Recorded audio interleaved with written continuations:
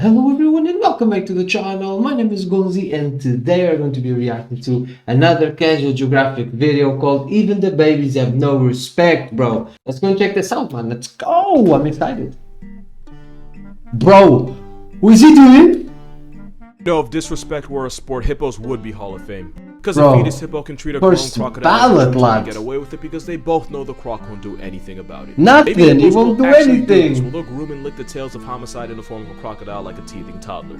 Baby hippos have no fear or respect for an animal that could probably respect, one-shot them bro. with those jaws. And that's because crocodiles might have a brain the size of a walnut, but even they're smart enough not to give a mother hippo a reason to catch a body. Because this is how that movie ends. Yep. So instead of turning the baby into past tense, the crocodile just has to sit there and take it. Yeah. There's actually a reason hippos do this.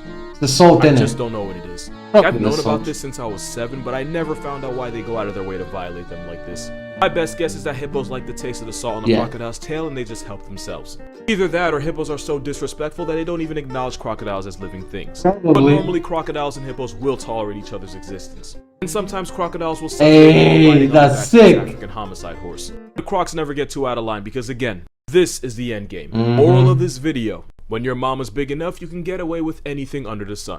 That's true. Hey, what's that, bro? At this point, I'm not even gonna apologize. You know what you signed up for. And if my eyes have to bear witness, I'm bringing everyone else down with me. Nah, that looks Those are disgusting. eponychium, but you probably heard them also be called fairy slippers. Those fairy slippers are a rubbery covering that goes over the hooves of a baby horse to protect its mother from the sharp edges while it's still inside her. It's like a pair of house slippers that the baby horse wears until it finally joins the outside. And if you've never seen this before, it's because as soon as the eponychium touches air, it starts to dry and fall off, especially once the foal starts walking. And sometimes the mother horse will pull the rubber boots off the baby with her teeth. And of course, none of it's painful for the foal, it's only painful to look at. It looks hideous, though. 4 hours, most of the horse feathers are already gone. It looks bad, but it's actually for a really good reason.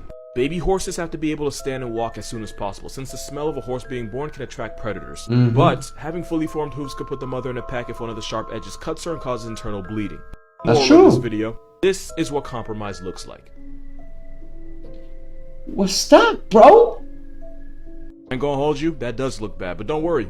It's worse than you think. Now, I could be wrong, I might be wrong, but if I had to guess, that is some type of eel, especially a snaggletooth snake eel. You can find this demonic fire hose in the Pacific Ocean. Bro. Apparently the biggest ones can grow to 3.5 feet. And I'm gonna go ahead and That guess that dude's those so animals ugly, live at the bro. bottom of the ocean, so when you bring them up to the surface, Nah. they're deformed creations belonging to Satan.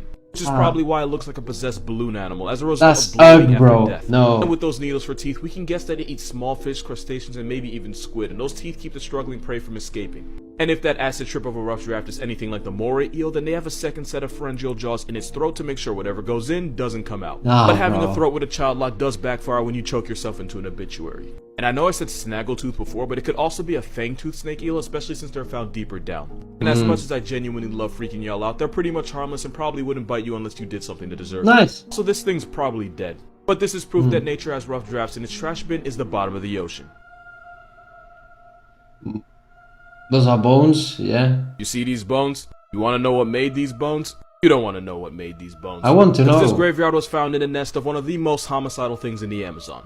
Harpy Eagle is a paralysis demon. Oh, yeah, bro. Not only are they one of the largest murder tweeters They in the world, are they have beautiful, talons that are as big though. as the claws of a grizzly bear. Look at that, Harpies bro. use those vice grips to crush the bones of their prey on the way Harpy back to eagles the are nest. different, There's one gravy. important thing about them that makes them a Different. special type of menace. The worst thing about this eagle are those wings. Nature gave Harpy Eagles short wings, meaning not only can they fly through the jungle to catch prey, it means no name on the census is safe. Which is why this steroid hell pigeon has one of the most disrespectful KDs out there. Did got Just in it, this bro. picture you can see monkeys, sloths, armadillos, and lizards that never made it home because this Air Bundy caught him slipping. That is literally how they hunt. They'll sit in a tree for hours just waiting for a chance to activate someone's life insurance. Yeah, Buckbeak don't be playing. Because No, you said please, he here's don't 5 play. things you might not know about this black Air Force ferret. One of their main Bro, defenses involves flipping their definition anus of inside out and don't assaulting giving your a senses with the smell. fuck, lad. Honey badgers are cousins with skulls, Honey and badgers they don't smell care. just as ripe. Their reversible booty hole They is want so all the it smoke, apparently bro. stuns bees and stops them from attacking. This Damn. brings us to number 2. Honey badgers are not immune to bee stings. They are resistant, so they probably would last longer than you, but if enough bees got on their dome, they could end up being a pack.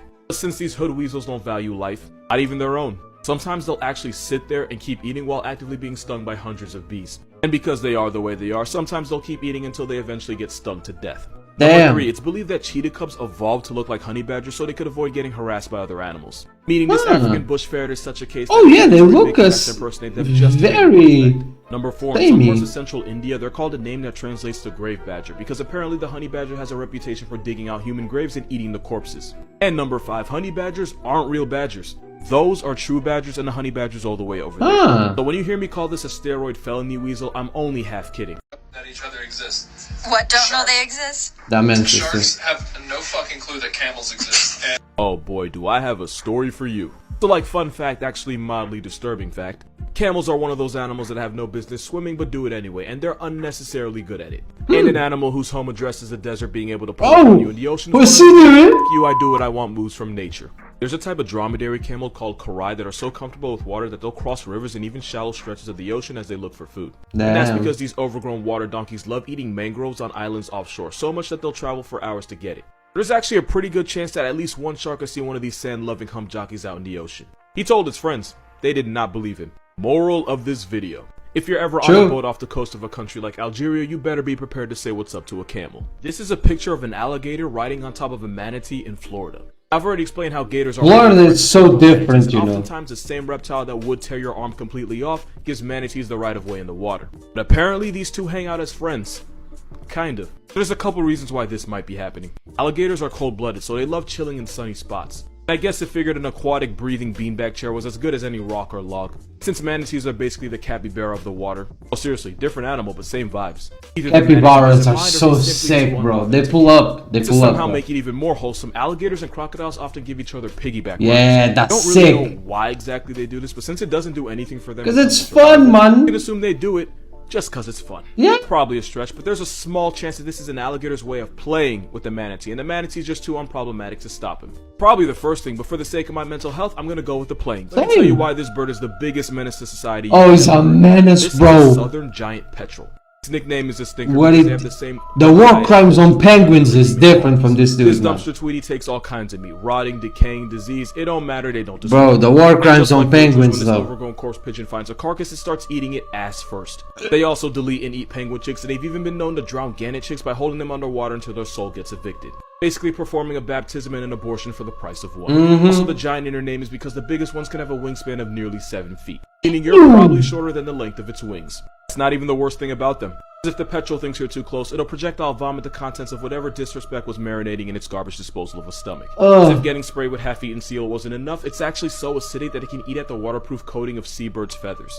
Some of the seabirds that get hit can't swim. Since they have sea literally in their name, that's a dick move. Also, the red face is because they spend so much time violating the corpses of other animals. They're basically seagulls on crack. Oh my So God. the eyes of a bird that will never see heaven. Yeah, cheetahs aren't big cats, and you're right, I probably should have explained that. So when you talk about wildcats, you have two flavors of Cheetahs are cats You got that can Panther cat, reginus bro. And you got Team Feline. Now, the Panther reginus has lions, tigers, jaguars, leopards, and Panthers, snow leopards. yeah. They all have one thing in common, is that they can all roar. Except the snow leopard, but they're so cool they get in strictly off clout. And these are what people call big cats, but you'll probably notice there's two big names missing. And that's because mountain lions and cheetahs can't roar, so they don't qualify as big cats, meaning they belong to the second group of cats. Which also includes ocelots, caracals, lynxes, and even the pet cat watching you watch this. Instead of roaring, these guys purr. Apparently, if you're a cheetah, you also chirp like a bird because of course they do. Also, the name big cat doesn't really refer to their size because the smallest big cat is outweighed by the biggest little cat. Basically, it comes down to if you can roar, you sit at the big cat lunch table. Alright. If you purr, you ride the little cat bus. And if you're a cheetah, you sit alone because honestly, what is this? Bro, it's so weird, man. Thank you so much for watching the video, man. Another phenomenal video from our boy Casual Geographic, man. Dude's just incredible. I've already said this. I just gotta say thank you guys so much for the support on the channel. But let's pretend the FNAF movie trailer doesn't exist, yeah? Thank you guys so much for the support, man. It's been overwhelming and it's been incredible. As always, you guys are phenomenal. I hope you had a phenomenal weekend, man. I hope you have a great week. You know how it is, man. Some weeks are great, some weeks are awful, some weeks are just fine. And I hope you have a good one. If you don't have a good one, just remember, keep your head up, keep going, and don't ever quit.